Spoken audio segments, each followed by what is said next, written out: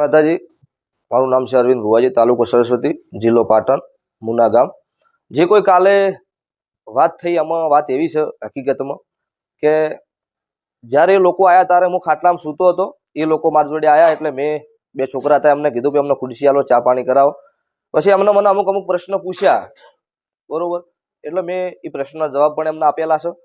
પછી અમુક પબ્લિક એવી આવી હતી કે ભાઈ અમારી કોઈ શ્રદ્ધાના વિશ્વાય અમારી તકલીફ માતાજીની મટે છે અને અમે શ્રદ્ધા વિશ્વાય આવીએ છીએ.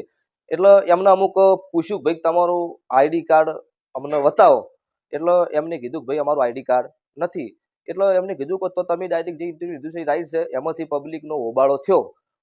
એટલે એ જે આવ્યા હતા એ લોકોનો અમે બાથમાં ગાલી અને મેં લોકોને એવું કીધું કે તમે અત્યારે કોઈ બી કરશો ઓની દોગમી મને મળશે. આ લોકો મારા ઘરે આવ્યા છે, અત્યારે મારા ઘરે મહેમાન ગતિ છે, બરોબર. અત્યારે તમે કોઈ આ પાછું કરો તો મારું નામ બદનામ થઈ જાય માર્કેટમાં.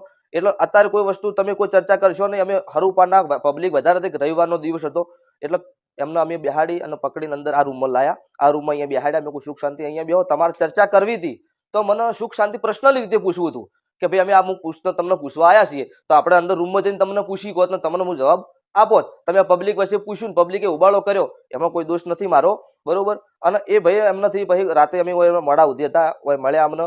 પછી અમારી બાજુથી જે એમના સમાજના હગાવાલા આયા અહીંયા, બરોબર. એમને એવું કીધું કે જો ભાઈ મારા ઘરે ઉબાળો થયો હો, બરોબર. એ વતી હું દિલથી માફી માંગુ છું, કેમ કે તમે મારા ઘરે આવ્યા હતા. એમના વચ્ચે મારા વચ્ચે કોઈ બીજી વાતનો કોઈ ડખો નહીં. પછી પ્રશ્ન બીજો કે આ વિડીયોના માધ્યમથી જણાવવાનું કે મારો કોઈ સમાજથી વિરોધ નહીં.